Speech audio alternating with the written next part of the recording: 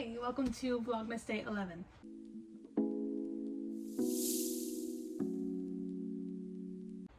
Today we're going to talk about, it's going to be a very quick video because I have to clock back in from lunch in a little bit.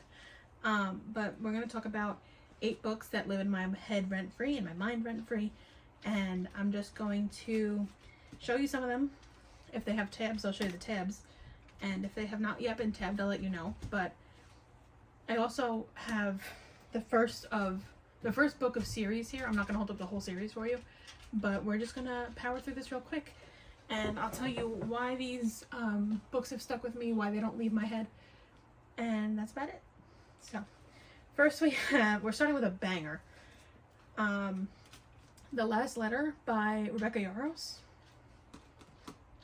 This one's just emotional damage.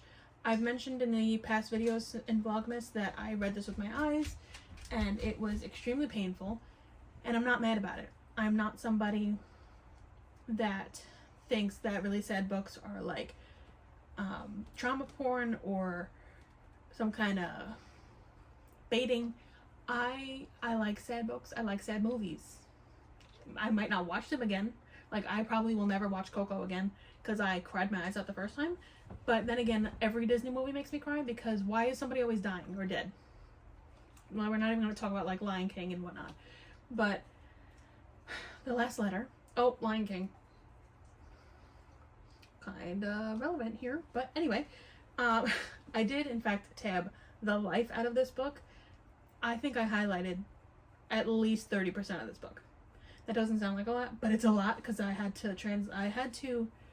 read on my Kindle. So I had to transfer my Kindle annotations to the book, and it took me a very long time.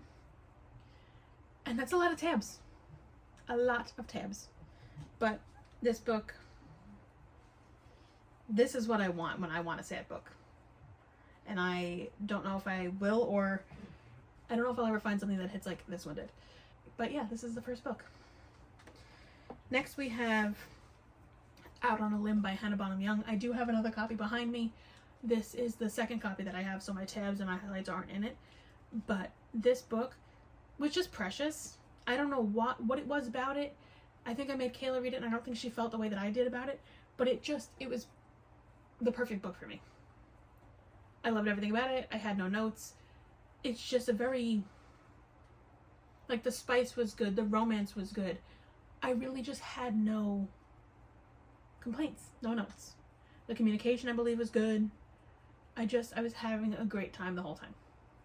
So, that's number 2. Number 3, I feel like, is losing its spot in my mind. It's not as prominent as it used to be because, again, like I mentioned a couple days ago, the more I read, the more I'm learning my tastes, and my tastes are kind of changing. But for my first romantasy book ever, we have A Court of Thorns and Roses by Sarah J. Maas. And this was a little bit of a gateway for me, to the point that I did buy special edition dust jackets. But these books, I just want to be in them. I always go back to the graphic audios when I'm in a slump. It's just like a safe place for me to go. And now that I'm talking about it and I'm thinking about it, I kind of think I need to do a reread sooner rather than later. I actually want to do a reading vlog of ACOTAR, rereading ACOTAR, to prepare for book 6. So maybe I'll hold off for a little bit. Or maybe I won't. Maybe I'll do it twice. But anyway. Or maybe my video will be my refresher when we actually know 6's release date. There we go. Now we're using our brain. But just, these are special to me. I also remember listening to them, and then I ordered the hardbacks, and I was harassing the Amazon driver as much as you can and trying to see where they were and when my books were going to come. But that's how you know. So I don't have those tabbed yet, but I need to do that. I'm also not a hardcover girl. I was back then when I bought them, but I'm not anymore, so I don't know. Maybe that's why they're not tabbed, but that's actually a lie, because when we get to another series, that one's tabbed. Next we have Say You'll Remember Me by Abby Jimenez. I don't think there was a single well-pronounced syllable in that title. But Say You'll Remember Me by Abby Jimenez is another one that I tabbed a whole bunch. This was the first Abby Jimenez that I read with my eyes.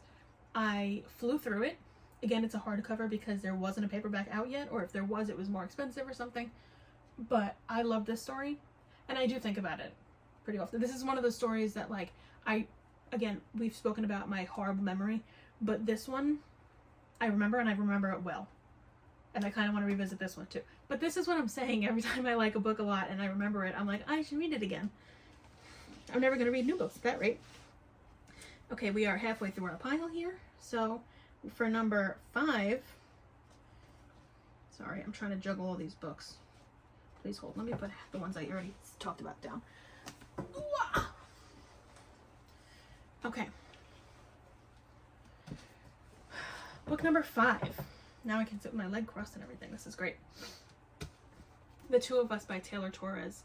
This book I have mentioned before. It is also heavily tabbed. This one makes me very emotional. I think a big part of the emotion connected to this book for me is the father-daughter relationship, especially the epilogue. The epilogue takes me out. I tried to read it to Devin. He was like, you can't read books like this. You know that. Why do you do this to yourself? Is it masochist or sadist when it's myself? Masochist? Yes. I'm a masochist, I guess. But this book was really sweet. This is also a special edition cover. This is signed as well, because I saw this cover and I was like, oh my god, I need it. And then I realized it was a signed copy.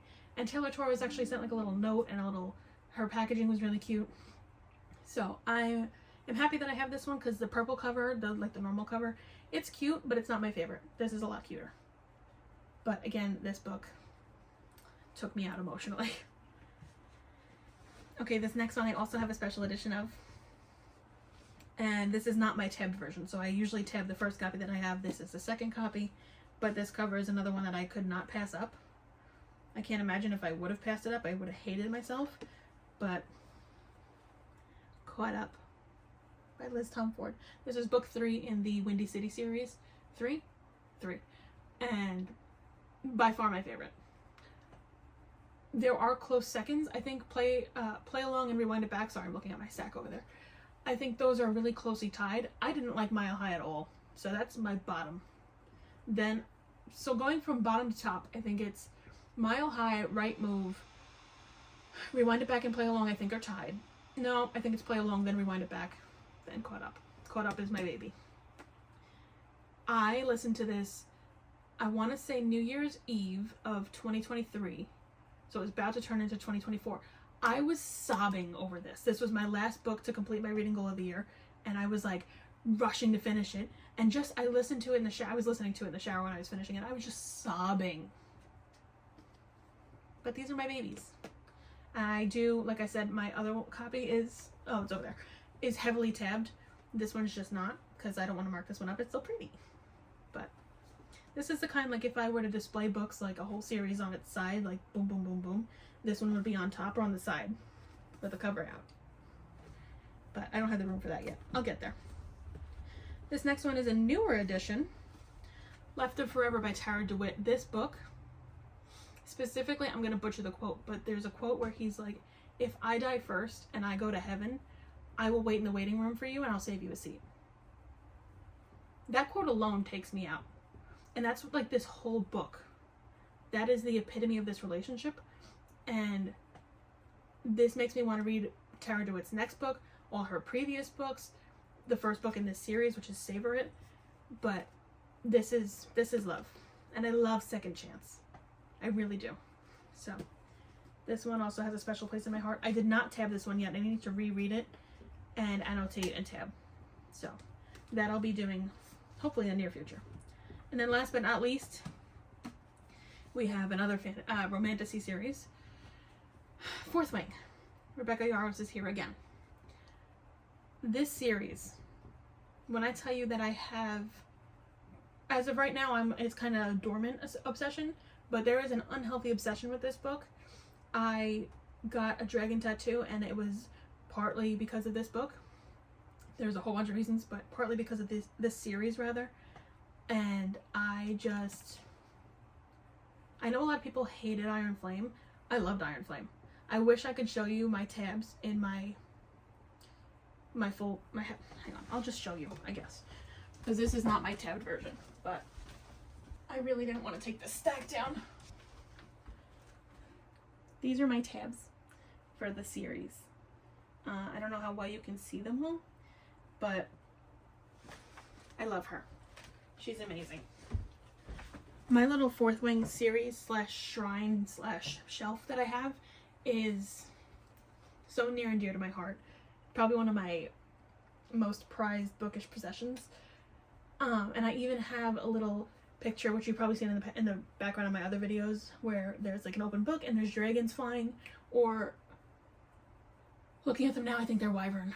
But anywho, I have fallen in love with Romantasy because of those two series, because of ACOTAR and because of Fourth Wing. I'm sorry, the Empyrean series. And I'm